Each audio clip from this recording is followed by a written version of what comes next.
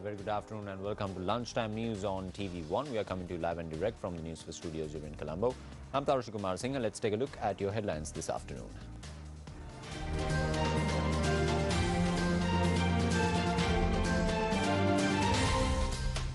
Examination of the petition that challenged the local citizenship of Gotabaya Rajapaksa begins.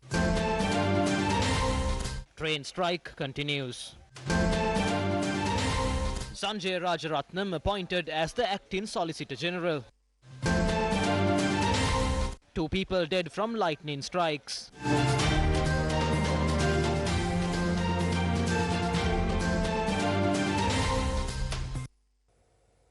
On to your lead story this afternoon now, yet another petition connected to the presidential candidate of the SLPP, Gotabaya Rajapaksa, will be taken up for consideration at the Court of Appeal today.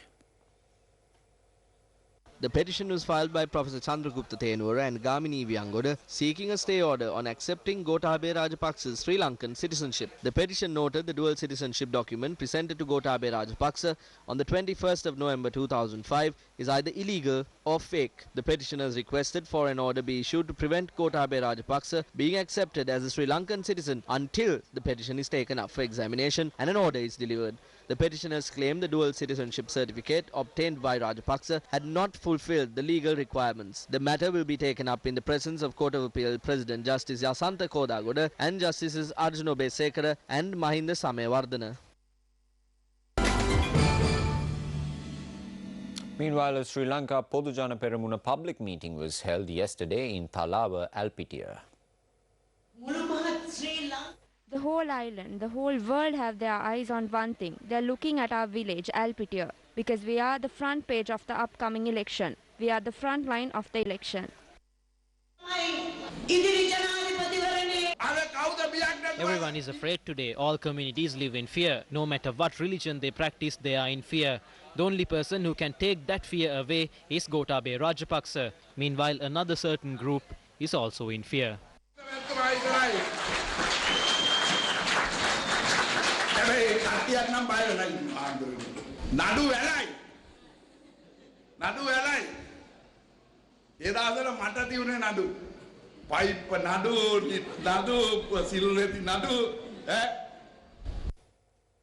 The national event to mark the Elders' Day was held at the Anuradhapura Public Grounds yesterday. The event was held under the auspices of Minister Daya Gamage and Gayantha Karunatilaka. The UNP did not file cases against him. We have nothing to fear. Mahinda Rajapaksa had to go home because of the mistakes of Gotabaya Rajapaksa. They have given us the candidate who is the easiest for us to defeat. This is decided by the court. If he has not done anything wrong, then he will be innocent. A group of SLFP members have joined us already. I do not know whether they will join us as individuals or as a group. However, a large number of people have agreed to join us already. Several people in the Pohotu have already joined. Already, Nayamal joined. Susantha Punchinilame has said he would join too.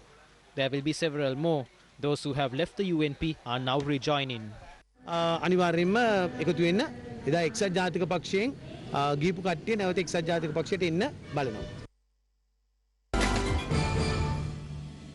On to one of the headline-making news now. The Public Service Commission has approved the appointment of Senior Additional Solicitor General Sanjay Rajaratnam as the Acting Solicitor General of the Attorney General's Department.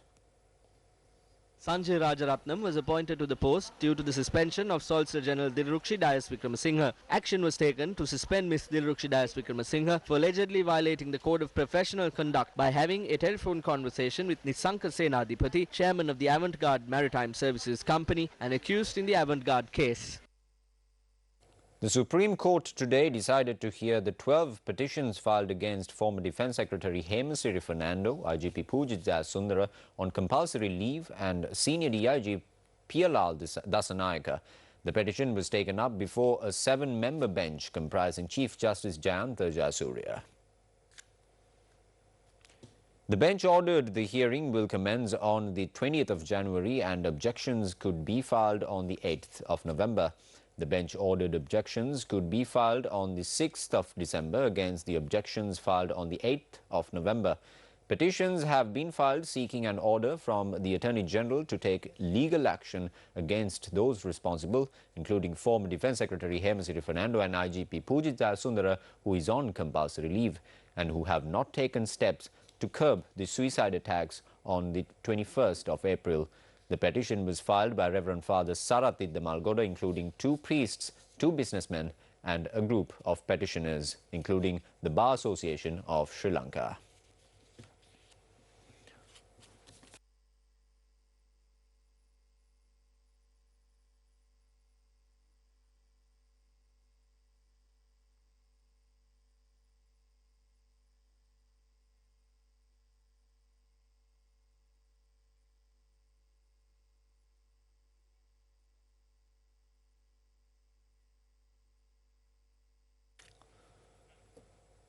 Meanwhile, several strike actions are in effect today as well. Strike actions launched by officials attached to the Department of Railways and the non-academic staff of state universities will take centre stage amidst that.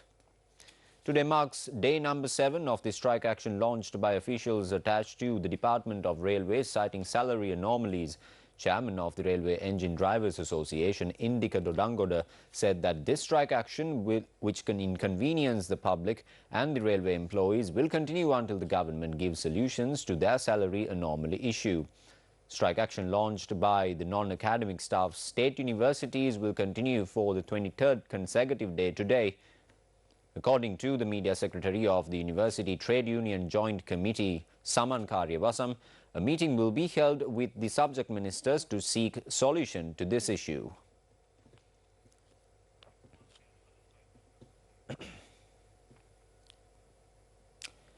Meanwhile, it was decided to call off a number of other strike actions as well. Government executive officers have called off the strike they launched 5 days ago after discussions with the Cabinet Subcommittee. Similarly, strikes by government medical officers and public administration officers have been suspended as well. GMOA media spokesperson Dr. Samantha Ananda said this decision was reached taking into consideration the decisions taken by the Cabinet regarding the salary anomalies, while the president of the Public Administration Officers Association, Prabhat Chandrakirti, stated the strike, which was due to take place today, has been called off due to the positive response from the government over the salary anomalies issue.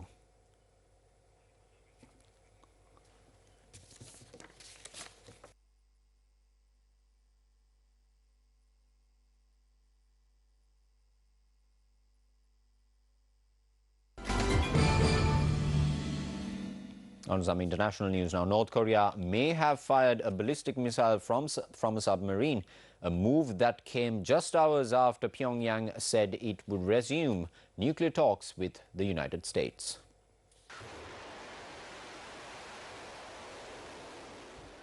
South Korean officials said a missile launched near the port of Wonsan flew about 450 kilometers and reached an altitude of 910 kilometers before landing in the Sea of Japan. If confirmed, this would be a significant escalation from the short-range tests it has conducted since May. The news sparked swift condemnation. Japanese Prime Minister Shinzo Abe said it was a violation of United Nations Security Council resolutions, which bans North Korea from the use of ballistic missiles technology. Just hours earlier, Pyongyang had said denuclearization talks with Washington could finally resume later this week. Negotiations have been stalled since the Hanoi summit between US President Donald Trump and North Korean leader Kim Jong-un in February ended without an agreement. Boris Johnson will set out details of his final negotiating offer to the EU today in pursuit of a fair and a reasonable Brexit compromise. The Prime Minister will address the Tory conference before submitting new proposals intended to form the legal text of a new Brexit deal. On the eve of his speech, Johnson told a conference fringe meeting in Manchester, hosted by the DUP, that he hoped to reach a deal with the EU over the course of the next few days. The government has insisted it will not negotiate a further delay beyond the deadline, saying this would be unnecessary and costly for the UK. A journalist was wounded by a gunfire in Haiti as police fired live ammunition to disperse protesters. Television images from the scene showed video journalist Edmund Joseph Egner with bandages wrapped around his wrist after he was shot while covering a protest in the capital. Egner was rushed to hospital on a motorcycle for treatment after protesters threw rocks and police responded with gunshots and tear gas. It was the second time in a week that a journalist was shot by Haitian authorities. A lawmaker from the ruling party of President Jovenel Moise fired a handgun during a protest last week and wounded Associated Press photographer Diunolio Cherry. Haitians are protesting against widespread food and fuel shortages, a weakening currency, double-digit inflation and graft accusations lodged against public officials in the impoverished Caribbean nation.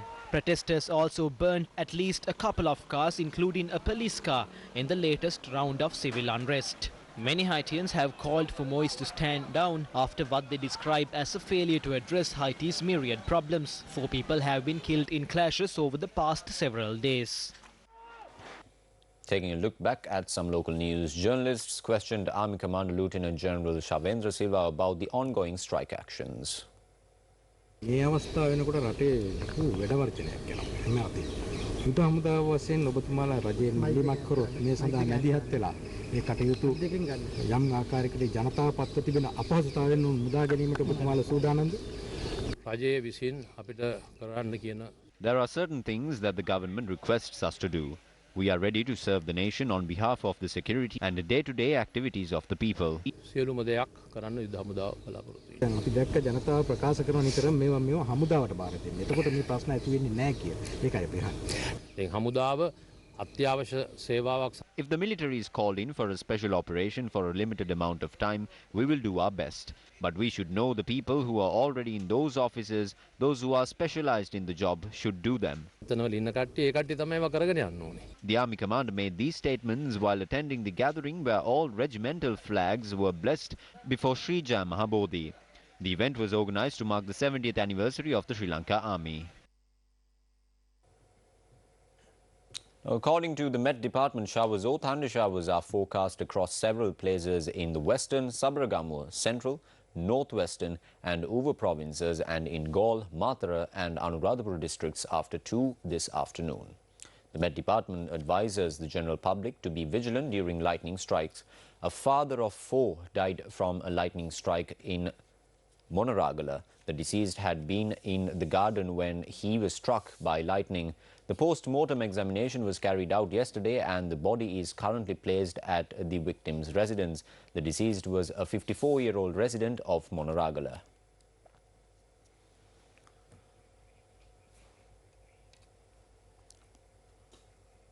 And with that, it's a wrap of lunchtime news for today. For more news, log on to our website, that is www.newsfirst.lk. Bringing you the news, I'm Tharusha Kumar Singha. Your latest news update will come your way at 1:55. Until then, take care.